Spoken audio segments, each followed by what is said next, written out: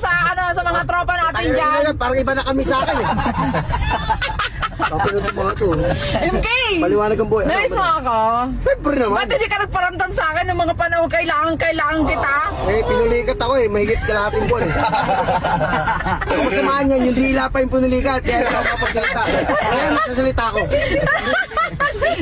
Sino ba yung ano sila? Ano ba natangan ko? Sino ba yan? Ano? Yung mga pasher. Parang naman nagtuhayan eh. Merong nangaway sa akin ng MK. Buti nga, ay hindi. Buti nga, hindi mo kinasuhan. Di ba? Hindi. Kung ako kung sa ano na yun, may kulambo sa ulo na yun, pakainin ko ng baboy yun.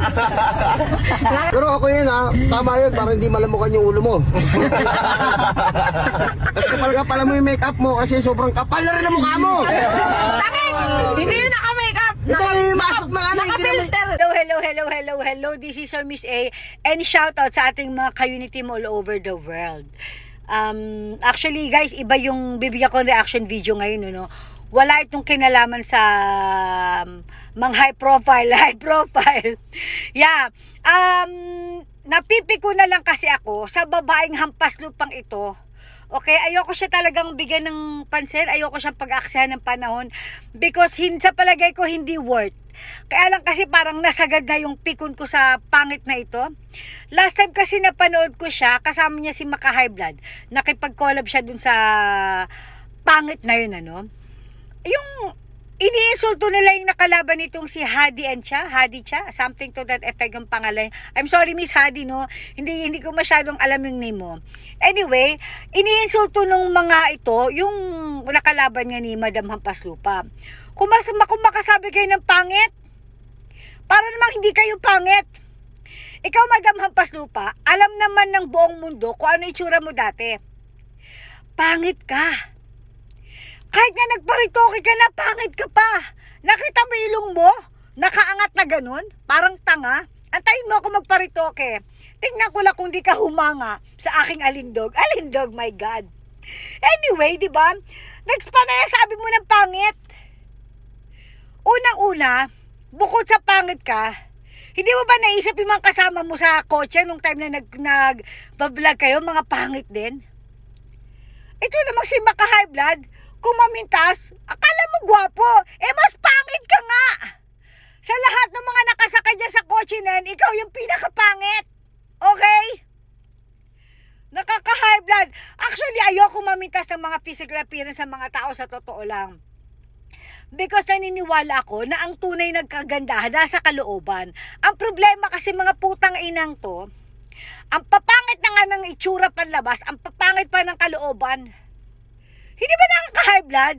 You know what? Ako meron akong mga friends, marami akong mga malalapit sa akin na hindi rin masyadong maganda or gwapo.